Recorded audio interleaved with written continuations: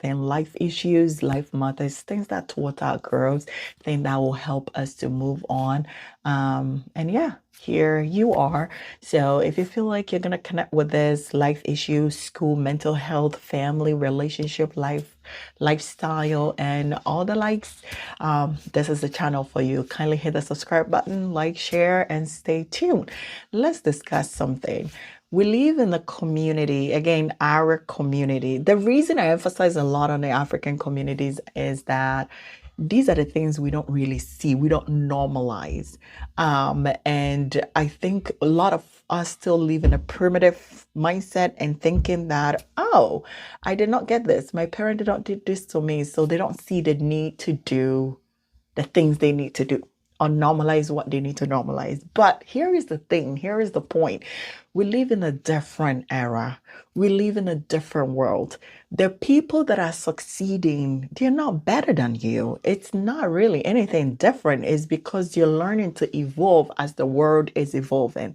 You're learning to learn the new skills as the world is moving and changing. I read this somewhere and it's so true. The people that are going to be successful in the next few years to come are not the ones that know it all, are but the ones that can learn, unlearn, and relearn. So you staying and being like, oh, no, I am just too used to what I used to do. My parents did not do this, so I don't see the need. Try, do best, do best, do best.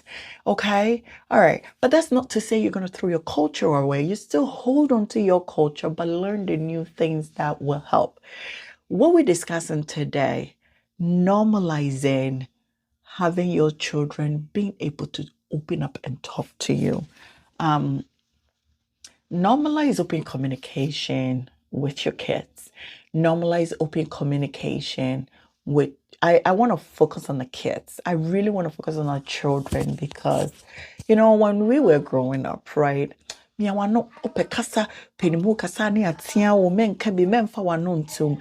I see the big portion with this and why they were telling us not to do. It's a sign of respect. It's a sign of, it's not your business as a child. Don't involve yourself and all that. But then also, there are certain times our kids may be talking to us, and it's so important we pay attention because if not, you're not going to know what they want to say. So please, parents, let us normalize engaging with our kids. Let's normalize engaging in open communication. Now, I did not say not close communication like, how are you? And they answer you, I'm good. So, how was your day? Tell me more about your day. Is there anything you want us to talk about? How did things go? Is there something I can help you with? Is that this? Is that that? Engage in them. Get to find out how their day went. Get to know more. And that's the only time they will share. So what if you are thinking, how come my kid is not so bonding with me? But you see other parents and their kids are like that. My dear, it's not anything magic. It's not anything crazy out of the world that you can't do it. It's because of the interaction.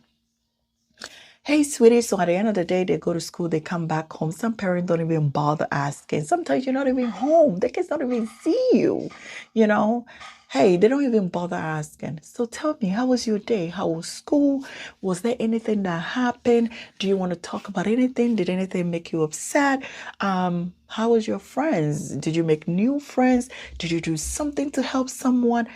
These are the kind of questions you need to ask. Just asking, how was your day?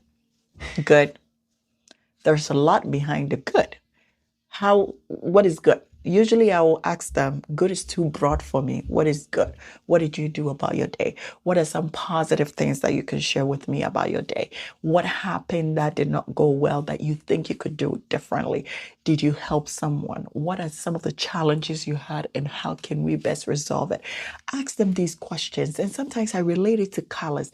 If you were struggling or you were anxious or feeling quite uneasy about something, what is it that you can connect with? If it's a color, is it purple? And I give them that, mean this and that. If it's red, meaning, is it this? And with that, you give them more, how do I call it? When you do that, you give them that opportunity to open up. And one thing I also use, which has helped me, and I mean, not that it's going to help you, but try it and see, is also I do ask and tell them, listen, this is a free land. I am not going to judge you. Tell me everything. What happened? What can we discuss? Another key point, which is so great, and I've been doing it and it's been so excellent, I take my kids on dates. Normalize taking your kids on dates. If you have more than one kid, do individual dates, and then once a month, once a week, however your schedule allows you, do a group date. You know why? When you do individual dates, now that sibling know that they don't have the other siblings near them. That child knows they don't have the other siblings near them, so they are able to open up to you. Before you initiate any communication, tell them, this is a safe space. I am not here to judge you. I am here to help you along the way. Sometimes you're going to feel anxious. Life is tough. It's okay. Whatever you feel, pour it out to me. That is a good time to connect. Ask them that detailed question, the uncomfortable question, so they can open up to you. You should not judge them. You should not make them feel any way for opening up to you, because if you do, they're not going to do it again. And trust me, I have learned a lot since I started doing that. Use it. It might help you. It has helped me a lot. So we go on date night. It could be just a simple walk in the park. It could be just me and them, like a night together. You know what I mean? Just, hey, come sleep over in mom's room. Today is our date night. Let's have a chit chat. Let's talk. How's life? How's everything? Your mind? Do you think you have a lot on your mind and stuff like that? Let's normalize engaging our kids to open up to us. Because I don't know about you, but personally, if something happens and my child is not able to talk to me as a parent, as their first line of hope, I mean, aside from God, as their first line to come and share with me, I think I will feel like I did not do great. I don't know about you. I don't want to say I'll fail, because there are a lot of other areas that I think I'm doing okay, but still it's not okay. There's never like a straight road with parenting. When one side is going up, the other side is sinking. So it's kind of like a seesaw thing. So you always try to find your balance. So I will not call it a failure, but hey, engage them. Normalize listening to them with no interruption. And that's difficult, because I struggle with that too. Sometimes when they're talking, I want to just step in and go.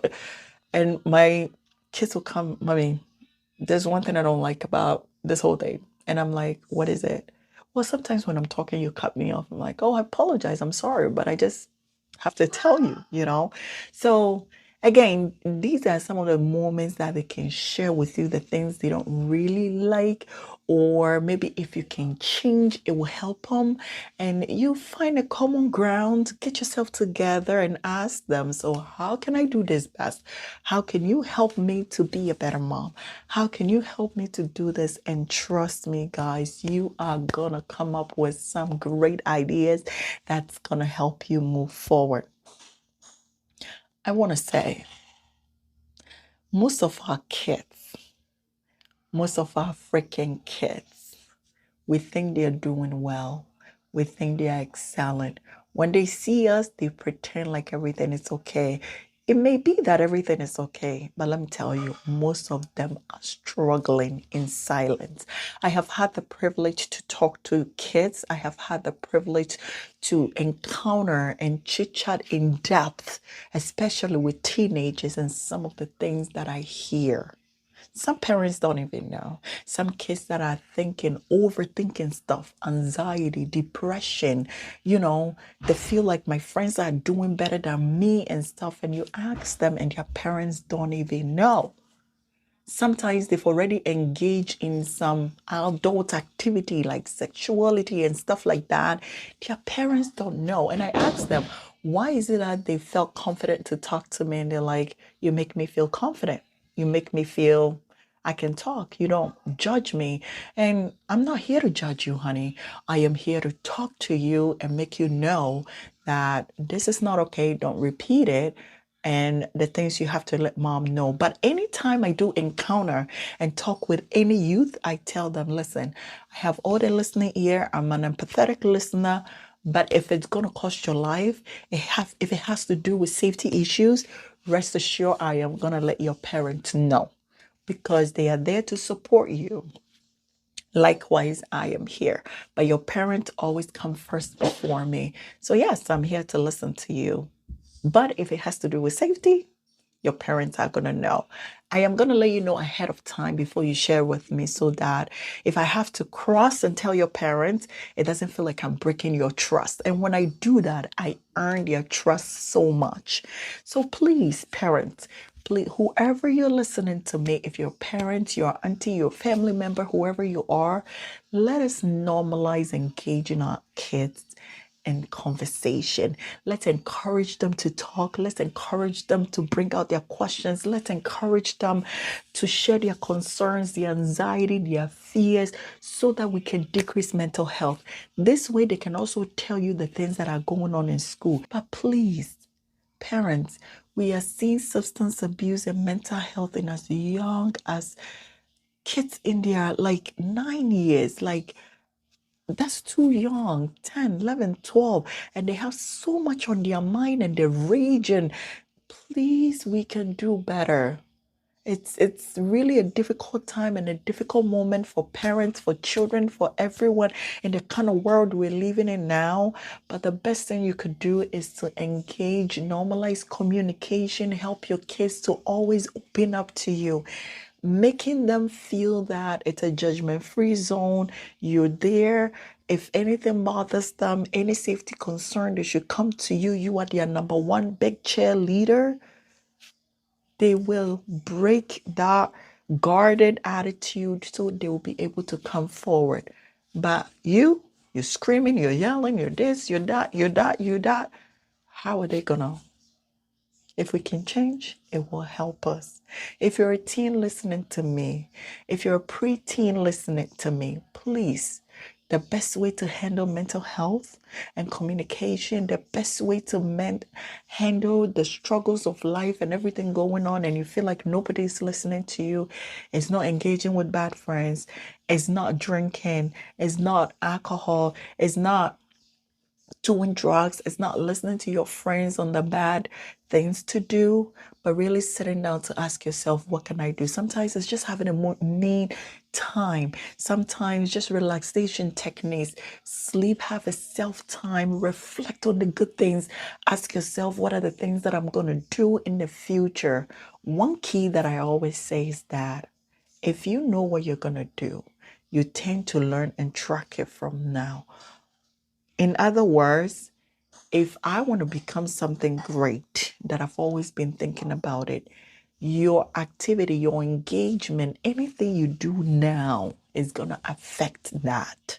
So please be mindful, be careful, and I am very easy on my tone, and because I know the people that I'm trying to reach is more of my teenagers. And with teenagers, you have to have that calm energy, calm tone around them so they can earn your trust. But that's not because you're lying, but that's because that's what you have to do. Teenagers need to earn your trust before they can share with you. And if you go about chaka chaka chaka, they're not going to. Be calm, take a deep breath. No matter how hard the conversation is, parents, please take a deep breath and welcome it so you can help them. If you're new here, again, my name is Nana Benaprisi. Thank you for staying tuned. I made this video for my teenagers and parents of teenagers. In my next video, I am going to be talking about substance abuse among teenage group. I hope you stay tuned. Kindly like, subscribe, share, tell a friend to tell a friend, and let's build this community. I am not attacking our African community, but the things we see on the field, the things we know, the things we hear, that we feel so important to talk to so we can bridge the gap and connect more with our families. Have a wonderful day, evening, night, wherever you happen to find yourself in any time zone. I'll catch you in my next video.